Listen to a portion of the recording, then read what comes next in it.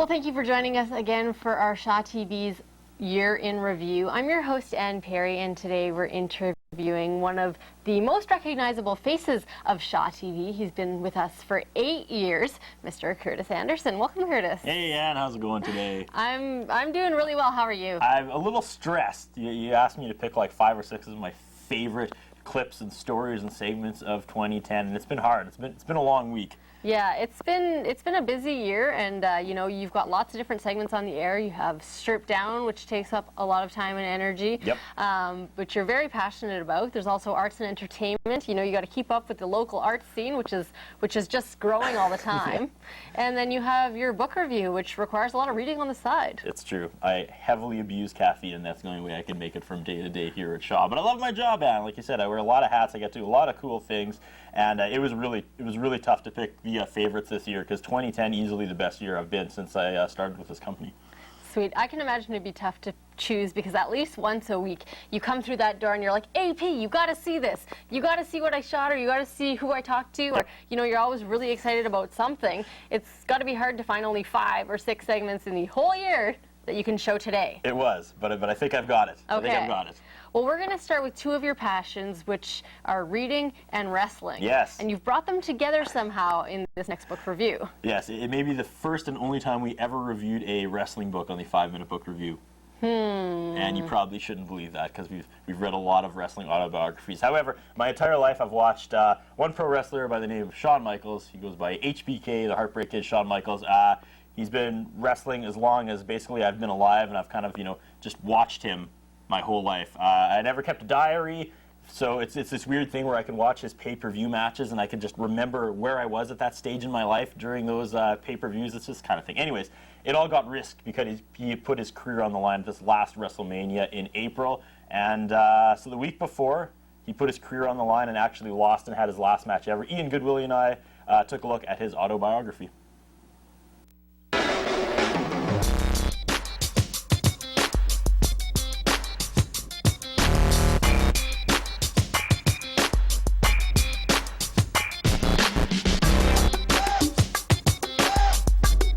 This week on the 5-minute book review, we tune up the band and deliver sweet chin music to another WWE outing. This time it's the Heartbreak Kids, Heartbreak and Triumph. That's right, we're talking about Shawn Michaels' autobiography. Why Shawn Michaels?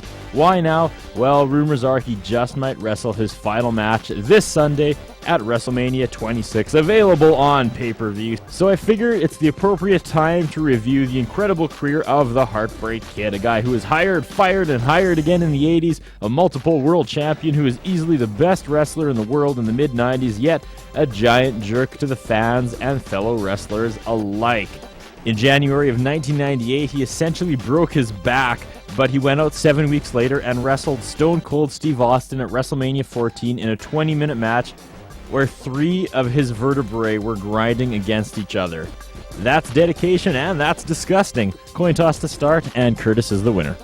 Today on the 5-minute book review, starring Curtis and Ian, we're going to take a look at another WWE product. That's right, Heartbreak and Triumph, the story of Shawn Michaels. Why are we doing yet another wrestling book? Well, it actually makes sense, because this weekend is WrestleMania 26. This man's career is up on the line. He may be retiring on Sunday. That being said, let's talk about the book. Let's look at the history of the Heartbreak Kid, Shawn Michaels. No secret, I'm one of the biggest fans of Shawn Michaels. I think when it's all said and done, he's probably the greatest sports entertainer that has ever had the opportunity to perform in the ring. This book, kind of in 2 sections. He used to be a bad person, now he's a good person. That's basically, you find that line, that chapter where he's done talking about all the horrible things he did, and then he talks about how he's born again, and you know, I'm cool with that, but again, it's 2 different books, and it's kind of bothersome in the way, you know, you either want to know about the horrible things he did, or you want to know about the good things he's done. I think it's a kind of a hard transition when it finally gets to that point. Ian? I can understand why he'd want to do the 2 things. I mean, he's wanting to make the point that this is the guy I was, this is the guy I am now.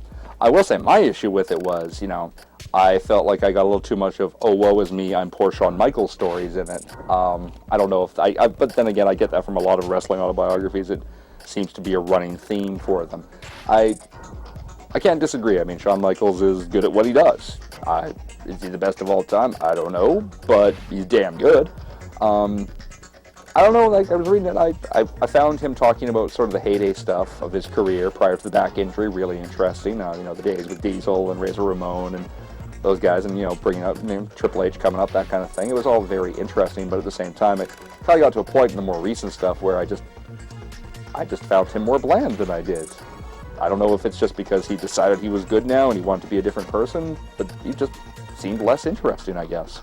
Well, that's probably because he is legitimately less interesting now, Ian. Best part of the book was when he was world champion right at the end. I mean, the company was almost bankrupt. The competition had almost, closed the doors of the WWE, and he was on top, and it was just crushing him. He was an angry, pill-addicted man trying to keep it together as the leader of the WWE for almost a year. And, you say he complains, but in this case, and I'm not just saying this because he's such a fan, I think it's valid. Like, he really did a lot for that company, and just all of a sudden it was all about Austin and The Rock, and he was done. Yeah, but it might have been time for that, though, too. I mean, a lot of people talk about Bret Hart being unable to let go, and that's why Montreal happened to him with Shawn Michaels, and it got to a point where maybe just Shawn Michaels needed to let go and let, he was the man who led them through that period, but it gets to a point where you need somebody else, and at that time it was The Rock and Austin, and with those two, especially with Austin and McMahon's feud, I mean, they really sort of took it up a notch from there.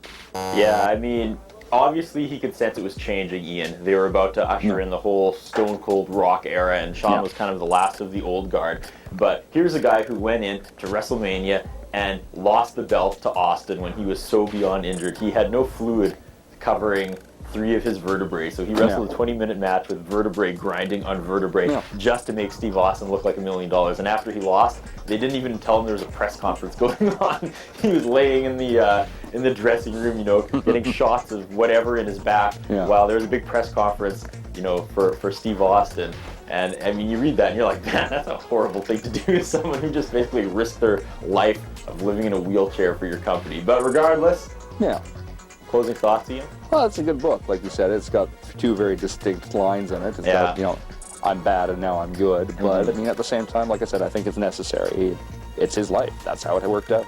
I kind of let him get away with a little more because he's Shawn Michaels, but the whole... Yes, and you have a small shrine to him, I know. Those books where they are split in half, where it's like, hey, I used to be bad and now I'm good. It always makes me wonder, if you're so good now, why do you even bother telling about all the horrible things you did with such glowing memories, And this book was no different. This is what I did that was so horrible, but that's the first 3/4 of the book, and it seems like he had a lot of fun.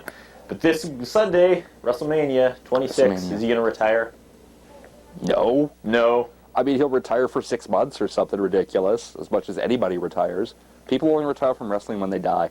Fair enough. Ian, as far as WWE books goes, this is probably my favorite. Definitely read it. Definitely. Well, after seeing that, I feel like I know a bit more about Shawn Michaels. Every now and then, Curtis, you come into the office and you say, Ann, I know you won't care about this, but I'm going to tell you anyway. And it's usually a wrestling story. And you don't care, and I tell you anyway. It's true. But he's gone, Ann. He's gone. I don't know. So, don't get too emotional, Curtis. He's gone. There are other people to look up to in the world still. Such as? Our next guest, perhaps, who you spoke to at Comic-Con. This man terrified me in junior high when I first saw the Candyman movie. I don't even know how I would react if I met him face to face, but you had that opportunity. I got to interview Tony Todd and Parry. The guy is gigantic. I knew he was big, but he dwarfs me. He's really intimidating. He's got that deep voice. And Sal Accardo, Jay Neufeld, and I went up to Calgary and took in our first ever Comic-Con. And again, that's kind of a job perk, where we're like, we want to go to Comic-Con, but we don't really want to pay. So how about we make some phone calls, bring some cameras, cut the lines, talk to the celebrities, and get paid to do it. That's the world we live in. It was amazing. So we drove down to Calgary, and so many people there. Aaron Gray, some people from Battlestar Galactica, which of course Jay Neufeld was impressed with. The Honky Tonk Man, which Sal Accardo got to interview. Anyways, I was really excited. Sid Haig, but Tony the Candyman Todd gave me an interview, and Helen. And it takes all these bizarre turns. It's not just the fact that I'm interviewing Tony Todd. It's really a great interview because he's crazy, turns out. I got him to wish Jordan Bizdell the Biz, one of the crew members on Strip Down, a happy birthday, because it was actually Jordan's birthday. And just watch the end of the interview. It goes to weird and strange and crazy places. But yeah, Tony Todd, he's been in like 100 movies.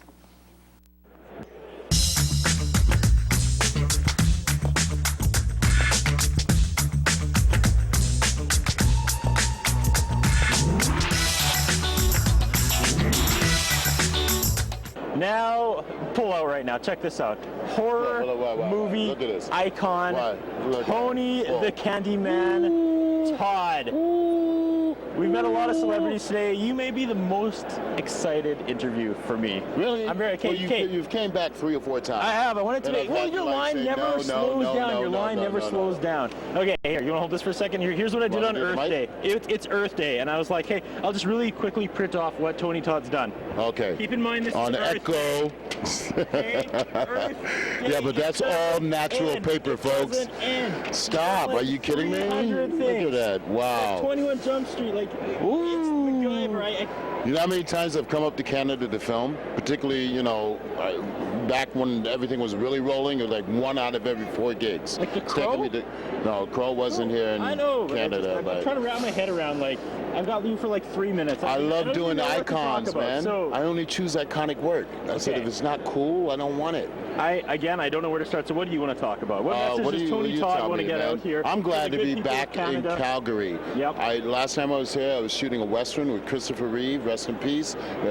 We shot it here in Calgary for 7 months. One of the best jobs I ever had. It's called Black Fox. I got to ride a horse, put on my 6-shooter, my rifle, and eat hay for 12 hours a day. Do you ever take time off? You have like another 6 pages of stuff that's just in production. Yeah. Like the work never slows down for Tony Todd. Well, I got 2 kids, a boy and a girl. My daughter's in college. That's whole nother job in and of itself. And I got hobbies to keep me sane, man. I do video gaming. Look at this. Who's this guy? What is this, man? What is this guy? Who does it look like? See this little toy? This is what's so weird about being a grown man. That we actually have action figures, and if I get I don't have an action figure. Yeah, you do. I don't know. I don't. No, it's not that I know about. Is your action figure right now? Oh, I'm getting burned by Tony. The Candyman is burning me now. This is like the best day ever. I'm guessing majority of the people here want to talk about Candyman. Is that the majority of the folks that come through? I would say Candyman, Star Trek, a lot of Stargate, 24. Well, I'm starting to list them all again. See, there you go. All we get. Transformers. Happy Earth Day, people. What do you remember most? I mean, what resonates the most about the Candyman movies with the fans? I remember when I was in high school and I was a little bit of a nerd and I used to get teased a lot and couldn't walk down the hallway. And I said one day to all these bullies, I said one day I'm going to I am going to be freaky as hell. I'm going to be freaky. I'm going to be popular, and you're gonna pay respect. I'm going to have a belly of bees. And do they come back to these Comic Cons and fall at your feet now and be like, you were right. You were right. You were right. I'm so sorry. I'm humbled. Kick your butt when you were I'm guessing little. You probably weren't like 6'10" back in high school. I was a skinny kid. Okay. They used to call me Tony Rod. Tease me, fishing rod. Tony Rod. Last couple years, old 80s horror. Been resurged, right? Mm-hmm. Yes. Friday the 13th remade. Yes. Nightmare on Elm Street starting next week remade. Right. When can we see a Candyman remade? When are they going to around to it? Yep. I mean, eventually. I know one of the problems why I'm not remaking it is that 2 different studios or 3 own the rights to it, and none of them will be gracious enough to allow the other one to do it. So that's been the holdup. Was that movie too smart? Like, yes, is that, no, seriously, is that what keeps Candyman from, like, being in the, like, Jason Voorhees level? Because those are just kind of dumb killing movies. Yeah. And that is creepy. Like, that is a whole different movie. That's a whole nother when people are talking about the Freddy versus Jason, you know, Chucky versus... You know what they proposed to me? They wanted to do Candyman versus Leprechaun, and that would have been greenlit. And I said, no way, dude. Like, this is not a joke. Yeah. I mean, all respect to the Leprechaun franchise, but, like, how long would that battle last? We're not going to see Candyman in space. How long soon. would that battle last? Okay? Not long. I mean, come on, are you for real? I mean, Leprechaun, how big is he? Like that. What would you do if you got your hands on Leprechaun? Just kick him. Yeah?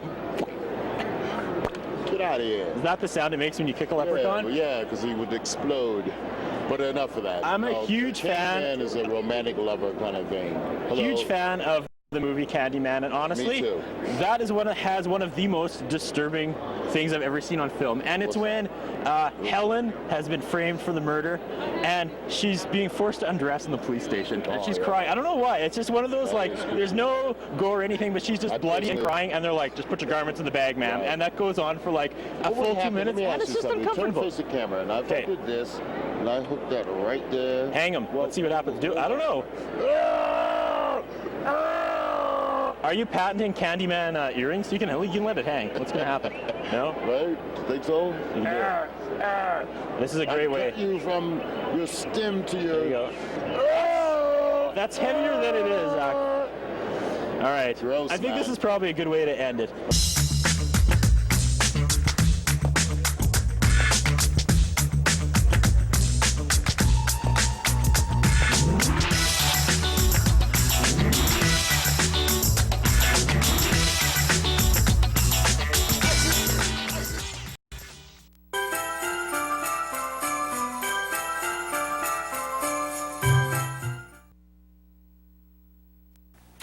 Wow, you're right about that, CA. That guy is just as scary as he was in the movie. I got hotel keys in every pocket. That's one of my all-time favorite clips since I started working here at Shaw. It's so random. I've definitely heard you say that more than once. It's actually, that sound clip is on the intro to Strip Down now, just because it's so amazing and epic. Crazy. Well, I have to say that, you know, here at Shaw, you're one of the biggest drivers of doing, you know, some larger format programs. And, you know, some of them are a bit controversial in some people's eyes. We got to do a really cool food tour this year where we may have risked our health somewhat, Yes. you know, for this production. Tell us more about it. Well, as you know, Anne, sometimes you get caught up with the whole, like, live TV thing, and you do stuff you probably shouldn't do, but the adrenaline kicks in, and you're making great TV. This was the... that was the atmosphere at the exhibition over the summer when the X rolled into town again. We were on location as we were every year, you know, doing dozens and dozens of live to tapes, showing Saskatoon, everything that was going on. And then on the last day, the people of the X started to give back to us. And they said, you know what, why don't we focus on the food? You guys should go on a food tour, get all the staff together, and we'll just take you from place to place. Clown will take you from food vendor to food vendor, and you can try a little bit of everything. However, I took it upon myself to try a lot of everything. It wasn't a little bit, it was a lot. And the feedback we got from that segment was amazing. You know, that was one of those things where I couldn't walk down the street without 3 people coming up and going, oh my God, did you actually eat that much food? Yes. Yes, I did eat that much food. It's a long segment, so sit back and relax. But what do you remember about that, Anne? You were there. Oh yeah, it's a good watch. As you were saying, you know, people would come up to me afterwards and be like, did you guys actually eat that much? Yeah. And in such quick succession, and we did. We just went from booth to booth, and we stuffed our faces, you know, all in the name of good TV. Yeah, I remember laying on the floor in my house for a good 3 hours after that when I got home. It was all bad. It hurt. It hurt, Anne Parry. But I'm not sorry we did it. It was awesome. There. Bring on the memories. Yeah.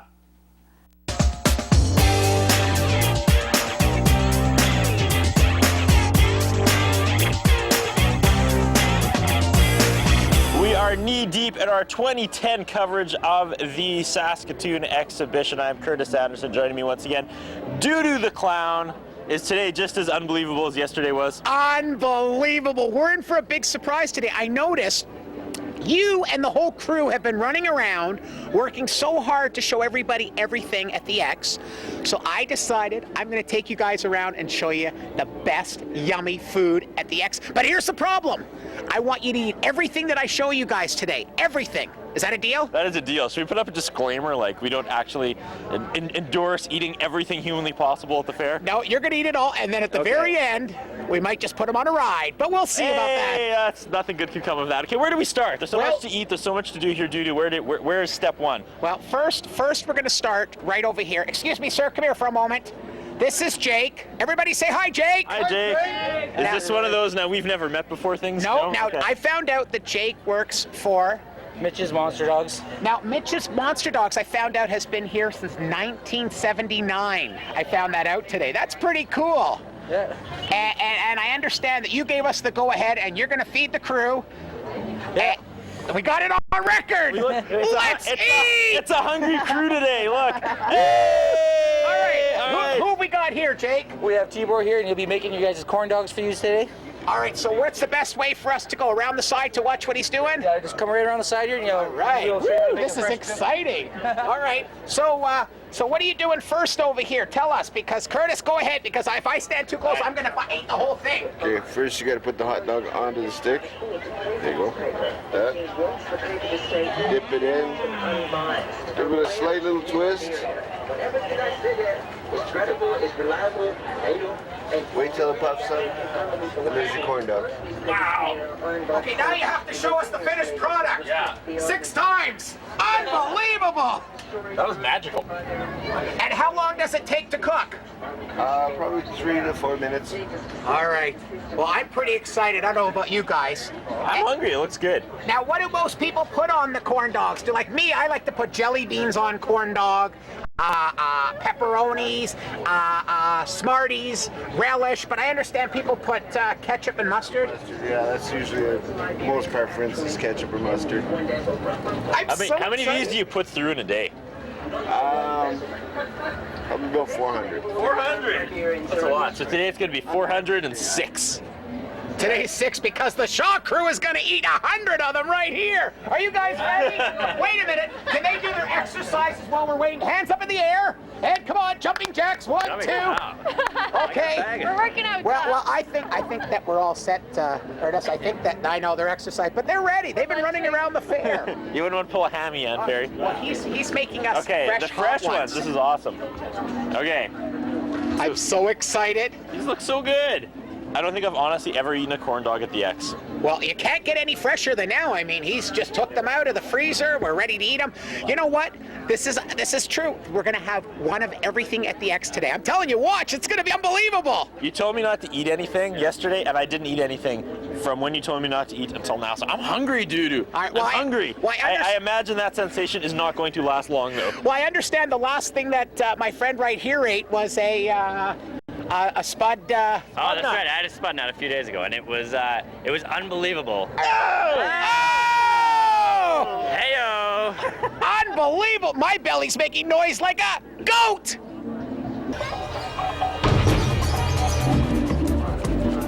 All right. Oh, here we go. All right. Are you guys ready? Let's cheer. Woo! Salicardo.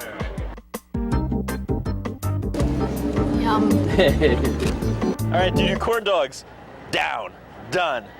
5 corn dogs up, 5 corn dogs down. Thank you. It was good. Dessert! Dessert! Dessert's next. Okay, where are you taking us next? Right here. This is Mini Melts. And over here, Curtis, we have... Tell everybody your name. I'm Chelsea. Chelsea! Unbelievable! And guess what? You're gonna love this because she's got like a million flavors, but I'll get out of your way because I know the flavors and you guys can talk to her because it's unbelievable. All right, Chelsea, what's a mini melt? Mini Melt is, what is it called? It's awesome. It's awesome. It's ice cream. Ice cream.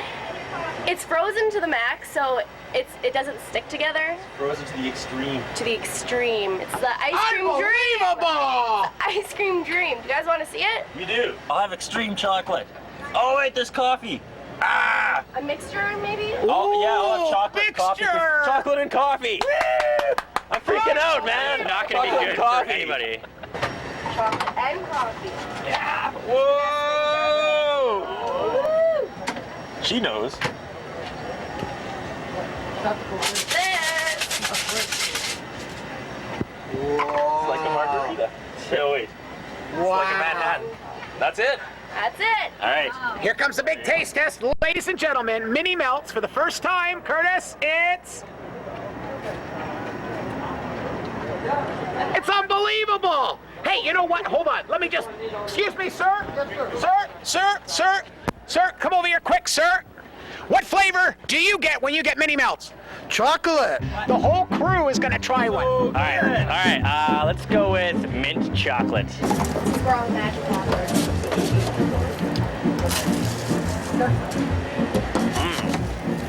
You're right, Curtis. It does have flavor. Shake. Look at that. It's unbelievable. I'm gonna put this in my pocket and eat it later on my break. Unbelievable. Your turn. Banana cream, please. What about you?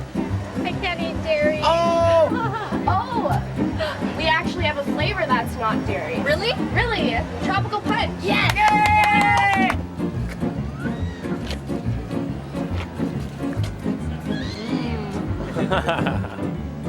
We're We're continuing our food tour with our third stop. Doo-doo, I'm full. No, it's only just full. It's only just begun. Doo-doo, I'm gonna pass the mic over to Simon Hyatt. I'm too full to talk, okay? You be nice to Simon. Oh, Simon! Simon, he's still eating. Simon! I'm not full. Good, we're gonna keep it going. Now wait, now we're at one of Mitch's famous places. He's got booths all over the Saskatoon X. Yeah. And Jake is our buddy. He's been making sure we're all looked after here. And this is one of those great booths where even if you can't see it, you can smell it. A mile away. So good. Well, What are we now gonna have? I need everybody's order. Sausage? Sausage. Sausage? Burger? Burger? Now anybody with onions? No. Onions? Onions. Okay, take a look at this. Come in here. Look Curtis at this. Anderson wants double burger. Double burgers? No, no. Oh, no. Single. We got cooked onions and we got raw onions. So Oh, man. All right. how about a monster dog? Whatever. Whoa. Go monster dog. What's a monster dog? A monster dog is 2 foot-long wieners in one bun with chili, cheese, onions, relish, sauerkraut, and hot peppers. That is unbelievable. my God. Nice. He's going for Here it. we go. Curtis think- Anderson. Simon, I You think gotta do it now. this is going to be the biggest one Come in the on. world. Yeah! All right, good stuff. Unbelievable. Apologize in advance to Curtis's wife and child for damage that we may be doing to him today. It's all good. I have a long night of laying on the couch. Good stuff. Ahead of me. All right, the All right. exhibition. Well, I figured something out. The last time I had one of those, I looked like him, and now look at me. So get ready. Lots of makeup. Look at right here. Unbelievable. So wait, we've got chili, cheese, onions, relish. Sauerkraut and hot peppers. Unbelievable. This truly is the biggest hot dog that I've ever seen in my life at Mitch's. Unbelievable. Oh, look what's going on back here. We're getting him ready. Do this, man. You got this. You got this. Feeling good? Are you feeling ready? Let's do this. Oh, You here can't it is. let- Here it You is. can't let the monster dog win. Unbelievable. It's man versus meat. I believe in you, CA. You can do it. You can do it. Oh my goodness. That is truly the biggest hot dog I have ever seen in my life. Yummy. Unbelievable. All right, so people now that you make these regularly, like people want to come by and get one, you can you'll fire one up for them. Oh, no. If they ask for it, I tell them what's in it. But a lot of people get scared of it, but there's quite a few that actually eat it. A lot of people aren't Curtis Anderson though. I don't understand. I eat salads. I eat healthy most of the time.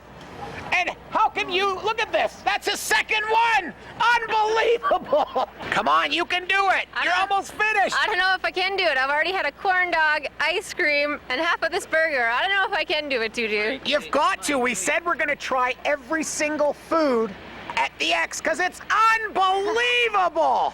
Come on, you can do it. All right, I'm doing my best here. I just don't want to let down the team, you know? All right, because next we're going for something sweet.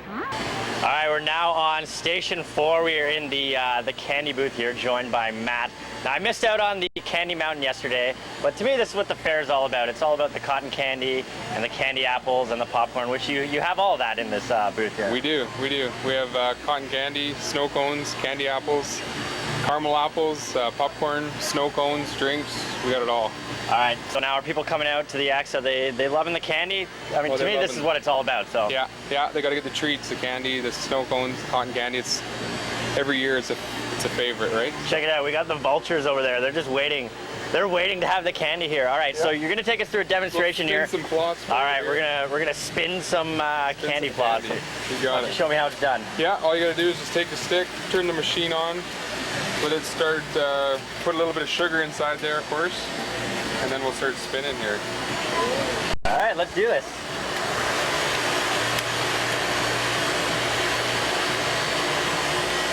Look at that.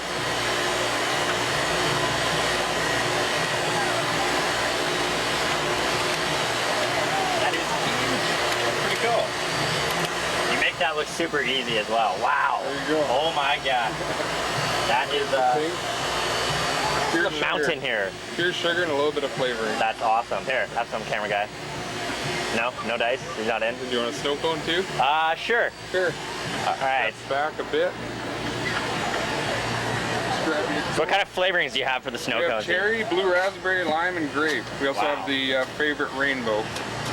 I'm gonna pass this off to the vultures out here. Who wants the giant mountain of candy floss? All right, enjoy, guys. And we'll do a rainbow snow cone. Rainbow snow cone. Look at that. Looks pretty good. Wow. There you go. Check that out. All right, we're gonna move on to the caramel apples. Yeah. Sure. You got the Granny Smith caramel apples, hand dipped by myself. You got the peanuts as well as the plain. Well, those are apples, so that, like, they're totally healthy, right? Oh yeah, this is a healthy treat. Yeah. Awesome. And then we also have popcorn and drinks. Cool. The popcorn too. Wow, we're getting it all today. Getting everything, all the treats. Let's try some rainbow snow cone. Unbelievable! This is huge! You know what? There's a little boy out there. He's a very good friend of mine. His name's Bernie. I'm going to give this to Bernie. Yeah, this is huge. Unbelievable. Look at this, guys. Come on. Woo! Bernie, come here fast. Taking the candy. Unbelievable. Who wants one of these? It's a party. We love you, Matt. Let's give Matt a big unbelievable. Unbelievable. We love you, Matt. Woo!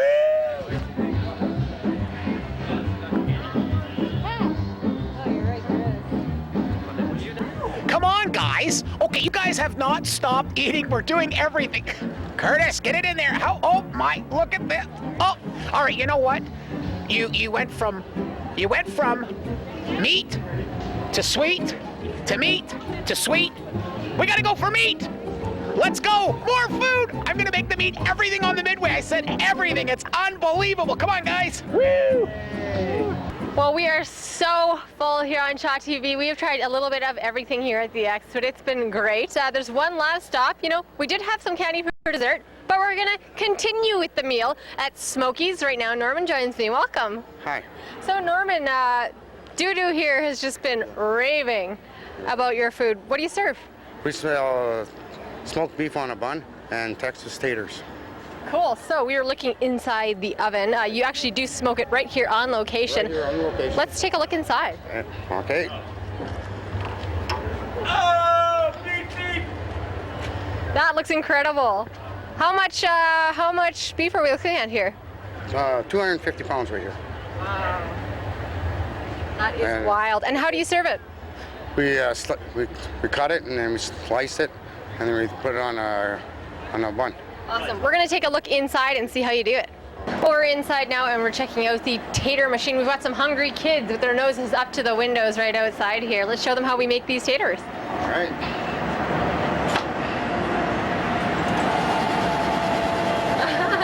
Pure amazement from the Shaw TV crew. That's how we do Wow, it. so you make them fresh here. You cut up potatoes and you fry them right here. And then we deep fry them. They look delicious. And then it goes in here and then goes here. And then we stack them. Yummy. And I noticed on your sign, no trans fat oils. That's right. Very good.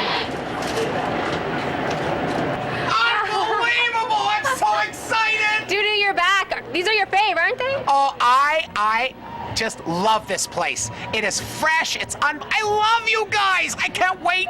I'm so excited. Wait till you see the roast beef. It's unbelievable. Doo-Doo's Rough Rider cape is about to help him take off over here to the other side of the booth. The roast beef. Let's hear about this. And this is where we slice the beef. And then we set it over here, put the buns in there, and we make them.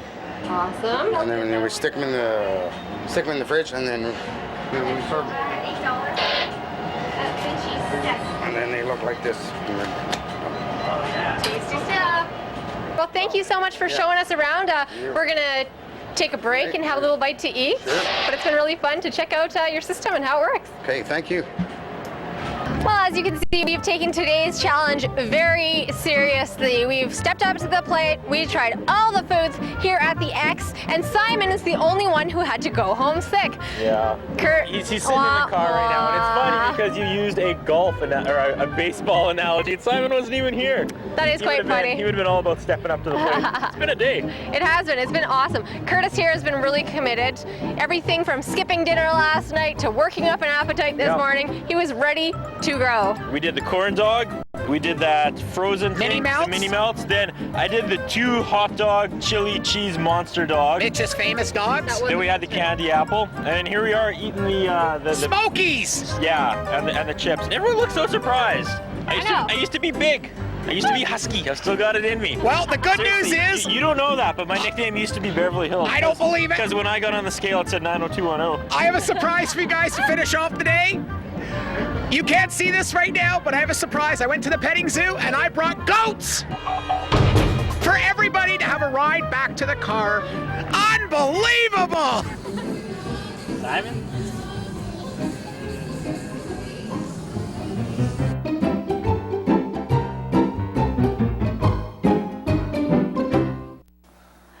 Man, I got a stomachache just watching that. Yeah. Jeez, that was a good time. You know, around the same time as the X, there was a lot of, I guess, fighting and controversy about gadgets and games. What happened with you and Sal this year? You guys went crazy. Okay, well, it was this idea we had where, I mean, you know, Sal's not from around these parts, right? So he takes his summer holidays, he goes back to Ontario where he's from, rightfully so. But for 2 years, I've been begging Sal to review some classic Nintendo games, because obviously he reviews the new stuff, the Wii's and the PlayStation 3s, but I'm a big believer in the classic NES, so I've always begging him to do these old games. So he said, you know, why don't you take over the segment while I'm gone for 3 weeks and review some of these old Nintendo games? And I thought that was a great idea. So we did this little thing where, you know, we were acting and we were playing WrestleFest, and then he put his segment on the line, and then I won, so then I got to host for 3 weeks. And originally we were just going to shoot this 5-second thing where at the end of the third, when he got back to Saskatoon, he'd wake up and it was all a dream. However, we had no idea how big this would be, and again, it was like the food thing. We went to the exhibition, and we had dozens of people coming up to us and wondering what was going on, if Sal really had left the company, if I really had won, and we thought, okay, we got to keep this going. Yeah. So we didn't want to do it every week, obviously, because we didn't want it to take away from the actual segment's job of reviewing video games, but about once every month we kind of revisited the feud, and we had this big thing where I was like, you know, the guy that loved the old games, and he was pushing for the new stuff. But anyways, right at the end of summer, I shot a segment where my son Noah and I, who also loves Nintendo, I've got him playing the original NES, reviewed a game called Little Nemo Dream Master. It never aired because, again, we didn't want to take away from Sal's segment of actually reviewing new games, and there's just, at the time, there was this big run of new games that were coming out that he actually had to do his job correctly and cover. So then it was dated because I think we're wearing shorts because it was summer, so obviously we couldn't air that suddenly in November. Anyways, here it is, a lost episode of Curtis Anderson's Gadgets and Games. My son Noah and I, we review the classic Nintendo game, Little Nemo the Dream Master. Bear, he's adorable.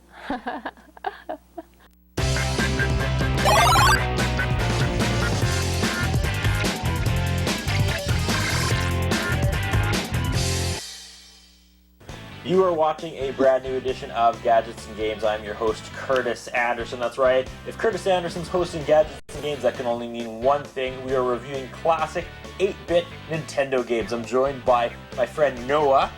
Now today, Noah, on Gadgets and Games, we're going to be reviewing Little Nemo the Dream Master! Now, Little Nemo the Dream Master, arguably the most fun Nintendo game I have ever played. Would you agree? It's a really, really fun game. The funnest. It's too bad Sal Ricardo can't be here to share this moment with us.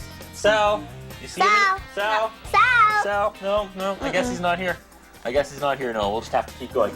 Now, Noah, you really like this game, don't you? It's one of the funnest games.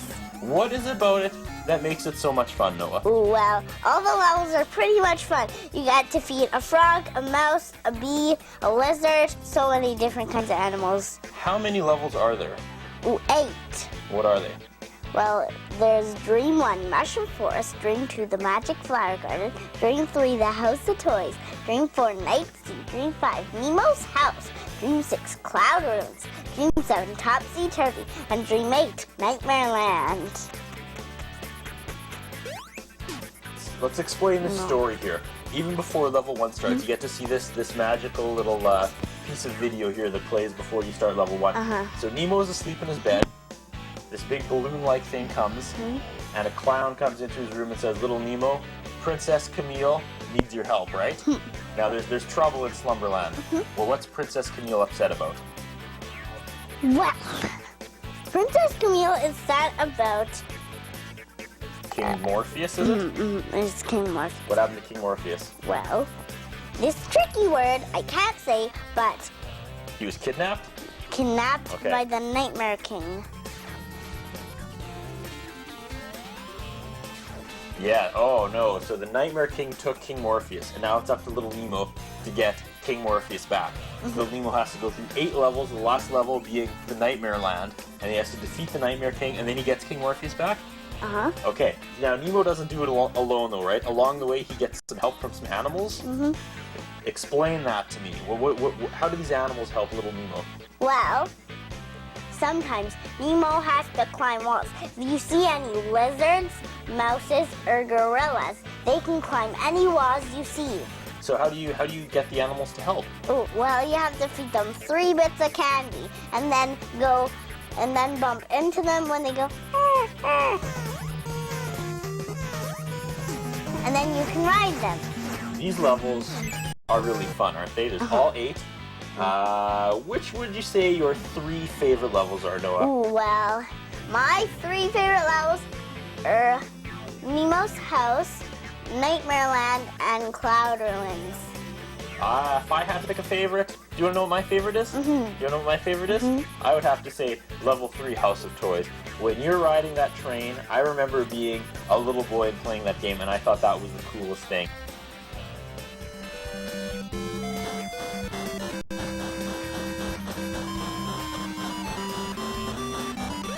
It blew my mind. Okay, and we have to talk about the scepter. Because now you have a scepter on your back the whole time, but you don't get to use it until Dream 8, right? Now what do you use the scepter for? Well, you use the scepter to fight the Nightmare King, his spinning penguin, and his eagle. And it's a really long level, isn't it? Yep. It's pretty tough, too. Yeah, but so, okay, we do all 8 levels, we beat Nightmare Land, we defeat the Nightmare King, then what happens? Nightmare's gone forever, and we save King Morpheus, both. So then what happens after we save King Morpheus? Does little Nemo get to stay in Slumberland forever? He doesn't? Why not? Because he has to go home. Oh, why does he have to go home? Did he make a promise? Yes, he promised his mom he would wake up early every morning. This sounds like one really fun game. Is this the funnest game you've ever played for Nintendo? Oh, well, I have 2 favorites. Super Mario Brothers, the All-Star, and Little Nemo. What do you think? If someone has the chance to play Little Nemo, should they play it? Well, it is pretty fun. Is it a really, really hard game? Do we need the Game Genie to play it? Not really.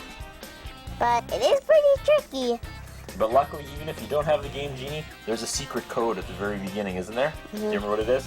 Up, select, left, right, A, B. And then you can shuttle through all the different levels. Right on. But all in all, I say this is one of the most fun Nintendo games ever made. I have a lot of fun playing it. Noah has a lot of fun playing it. If people have the opportunity to play this game, should they? Well, it is pretty fun. So if you told people out there to play one Nintendo game ever, would it be this one? Well, it's pretty fun. Alright, so all in all, I give Little Nemo the Dream Master 2 thumbs up. How about you?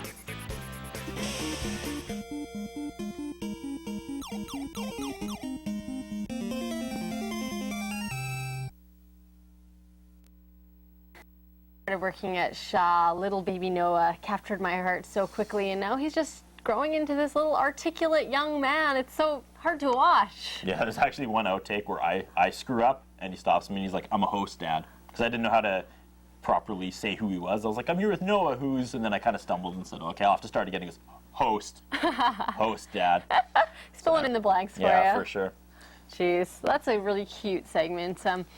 You know, here at Shaw, we always get to meet new people in the community, which is always a real joy. Yep. And every now and then the odd celebrity comes by, which all of us get excited about. Yeah. In this next piece, we all rushed out at the opportunity to meet the very special Dan Aykroyd.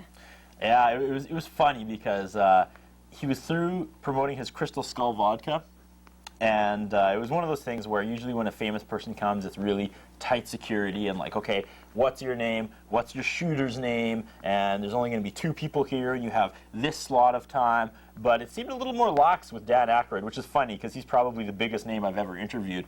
So I don't know if it was poor judgment. It's probably frowned upon in the industry, but it was one of those things where I looked around and everybody here is the biggest Dan Aykroyd fan, right? Like Jay Neufeld's favorite movie is Ghostbusters. So all of a sudden I looked around with these room full of these hopeful faces, and it was like, all right, kids, everyone in the car. And I think 6 of us went on that shoot. It was awesome, and they were good sports about it. It's like, they realized how big it is when Dan Aykroyd comes to Saskatoon. So again, it was probably really unprofessional, but we all, the entire group, loaded into the car and sat in the room while I interviewed Dan Aykroyd, and I was actually pretty nervous. Remember, he was doing that shtick when we were walking down the hall. It was nerve-wracking. I didn't know if he was being serious or not, but he walked into the Sheraton Cavalier, and he's like, everybody come this way, and all his handlers were chasing him, and he's like, I agreed to only do 2 interviews in Saskatoon, Saskatchewan. Yeah. This is my 3rd. I'm only doing this out of the goodness of my heart. I could walk away at any moment, and I was like, I don't know if he's being serious or not. I don't think he is, and it turns out he wasn't. He was just trying to get us all riled up because he's Dan Aykroyd. But yeah, afterwards,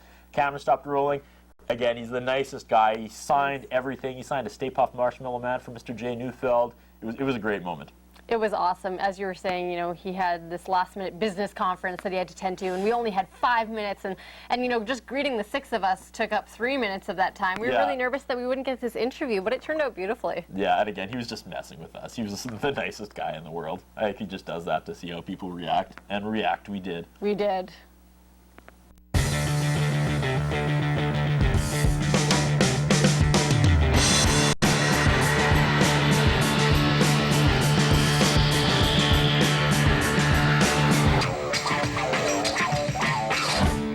You're watching a brand new edition of Shaw Arts and Entertainment. I'm your host, Curtis Anderson, coming from the Sheraton Cavalier today, and man, what an honor.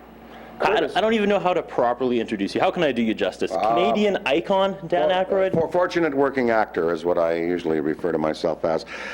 This is empty. What happened? I drank it, is what happened. Ah, you're a convert already. Okay. Before we talk about this, I want to do a brief history of Dan Aykroyd in Saskatoon. You ever passed through here on your travels in your illustrious career? Any good memories of Saskatoon? Well, I've driven across, of course, many times. I drove through to Whitehorse, and I came through Saskatoon, and I didn't stay in as nice a hotel as I'm in right now.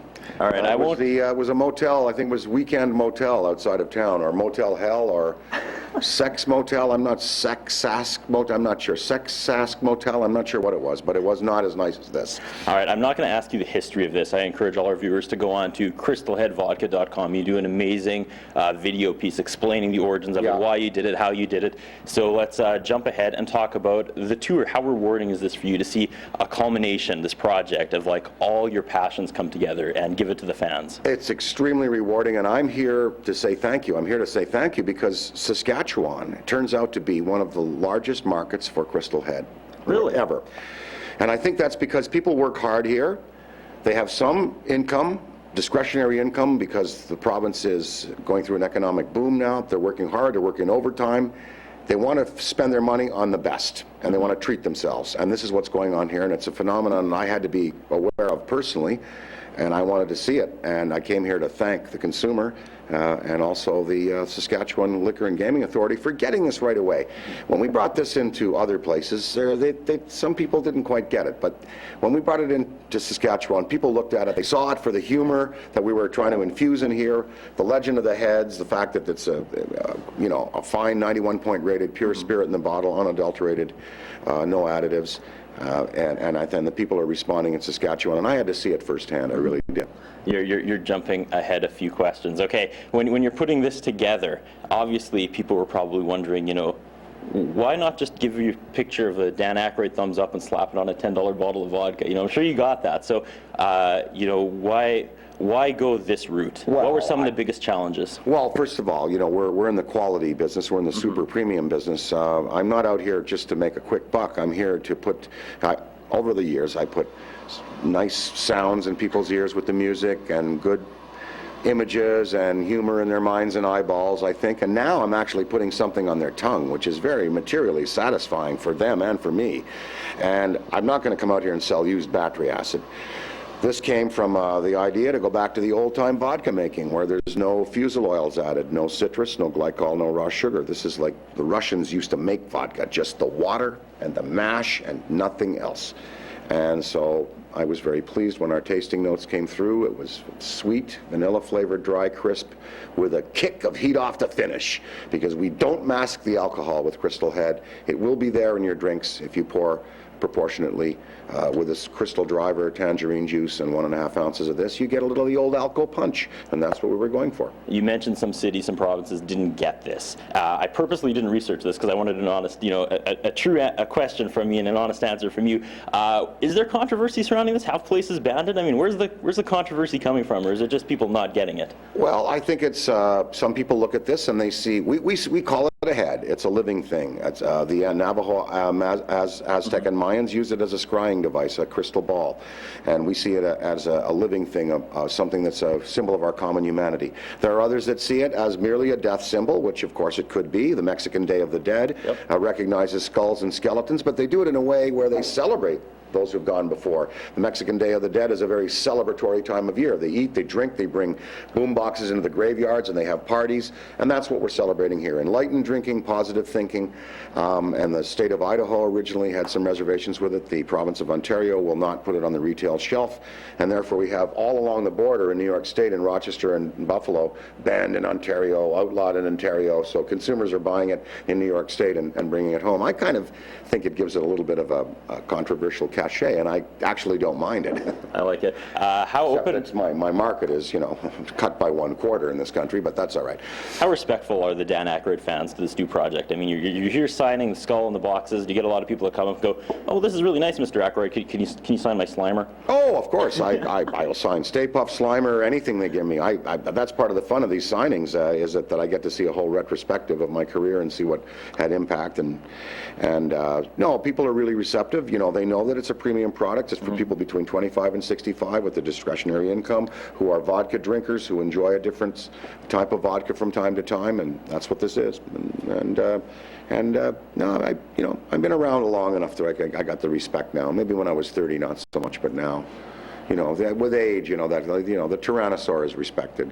All right, you're a busy man. I have one question left. Thank you again for spending time with us here, talking about Crystal Head Vodka. The last question: when you're talking to the fans and you're out there, you're at the table, you must get some just amazing stories of what people have done with the empty. Can you give me like a really cool one, and maybe one that really made you kind of go, all right, next in line? A young gentleman brought an African cichlid, a humphead fish, with little pebbles, and he had it as an aquarium, and the fish was swimming around in there. So that's the cool one.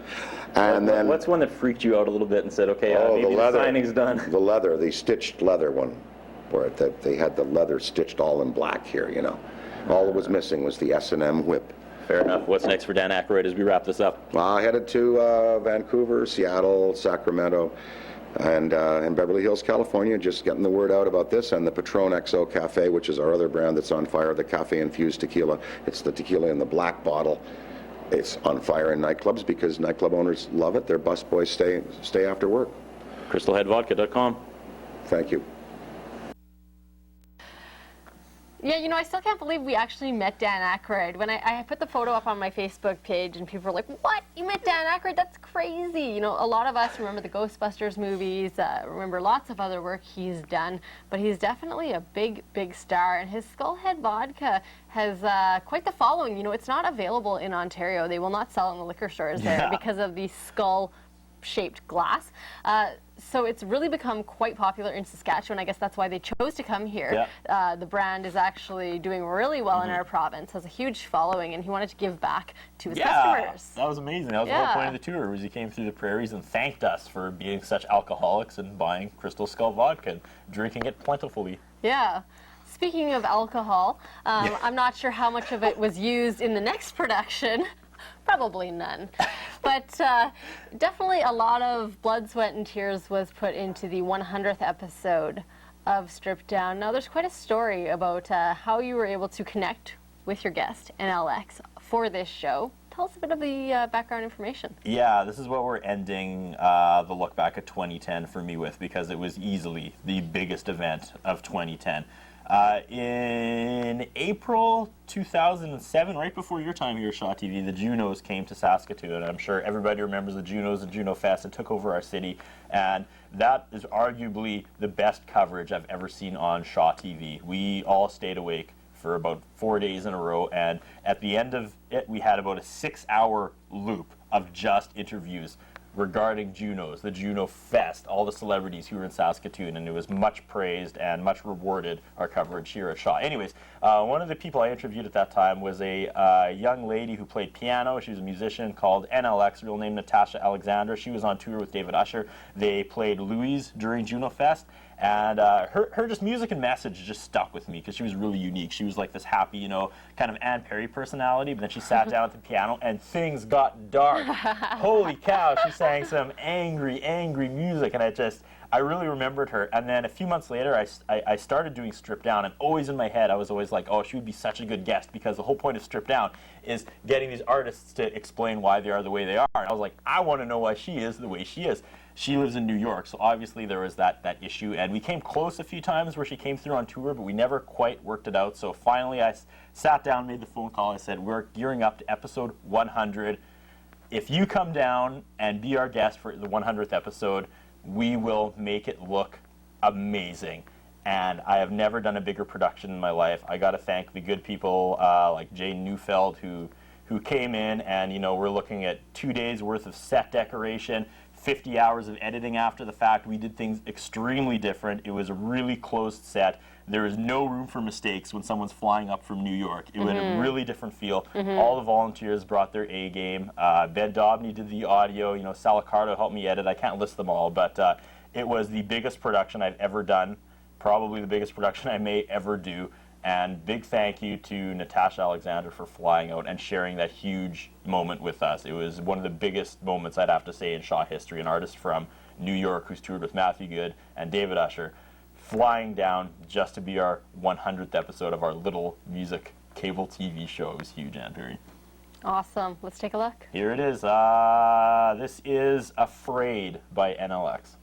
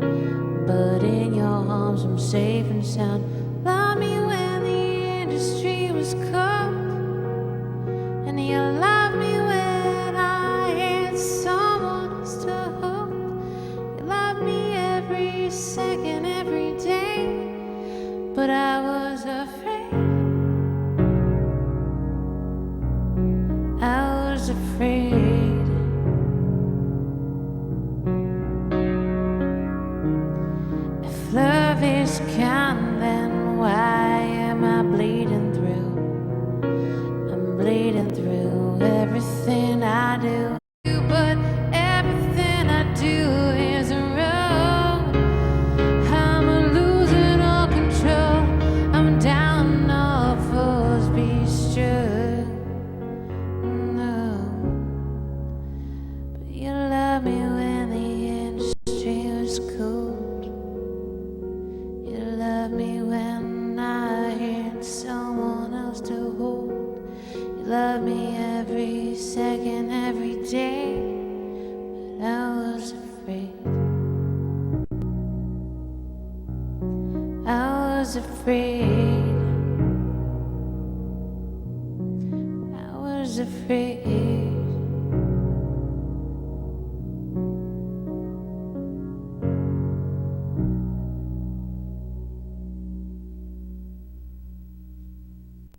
NLX is certainly very talented, and you know, as you were saying, her music gets kind of dark.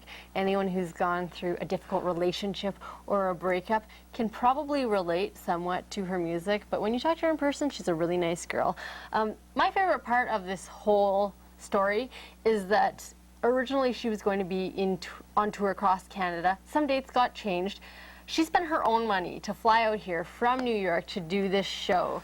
Because of that friendship that you had built over the years and, you know, the hopes to do a show together, she really committed to it wholeheartedly. Yeah, you can't ask for more dedication than that. Again, flying up from New York on her own money to be part of Strip Down's 100th episode. Again, it was, oh, we got her! And then Jay and I kind of looked at each other and said, oh, okay, now we have to make this look like, you know, $1,000 production, and I think we did. Actually, no, I know we did. It looked so amazing. It took, like you said, a lot of blood, sweat, and tears. Didn't sleep for 2 months. Cost me my health in some places, but it was worth it. I look back now, and you know, if that's the Curtis Anderson legacy here at Shaw TV is episode 100, I'm happy with that because it looked incredibly high end.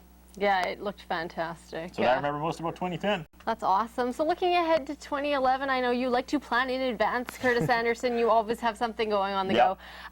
Let's talk a bit about what your plans are for next year. Kind of keep it a little lower key for the next 2 or 3 months and just kind of, you know, hopefully get my health back and start sleeping again because it has been the busiest fall I've ever had in my life, and Parry, with all the projects I've been juggling here at Shaw. Yeah. Again, I don't regret any of it. It's good. It needed to be done, and I'm glad we did it, but I need to take a step back and take a breather and, you know, see my wife again, that kind of thing. And, but again, the one thing I didn't have time to talk about was the Shaw Toy Tree. It was another huge success this year. I really wish we could have incorporated that, but I've talked too much and we're out of time. I just want to thank the good citizens of Saskatoon for supporting it a 4th year. Somehow we doubled the toys again. I know we got tremendous feedback from the 2 or 3 or 4 schools. We had so many toys this year.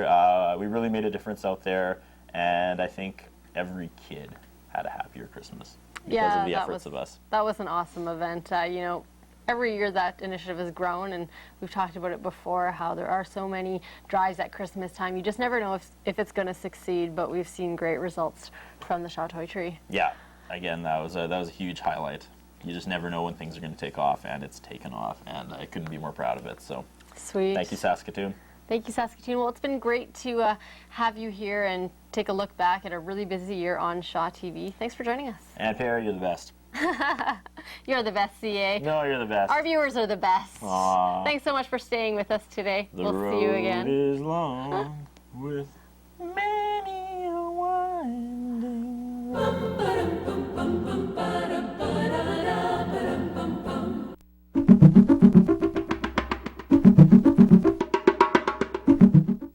Well, thank you for joining us once again for Shaw TV's Year in Review. 2010 has been a great and exciting year for us here at Shaw TV, and we're going to share some of those moments with you today, so stay with us. Today I'm joined by Sal Accardo. Welcome, Sal.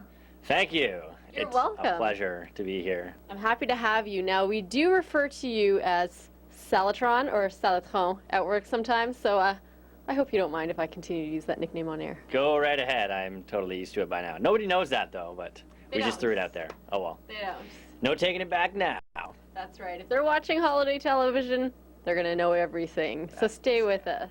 All right. Yes. So how was 2010 for you? 2010 was a great year. It was awesome. I had a lot of fun, especially at work, working at Shaw. A bunch of shenanigans, a lot of things going down. Definitely. It was excellent. No complaints about 2010. That's awesome. Yeah. Now, some of our viewers may not know, but you have a pretty sweet job here. You basically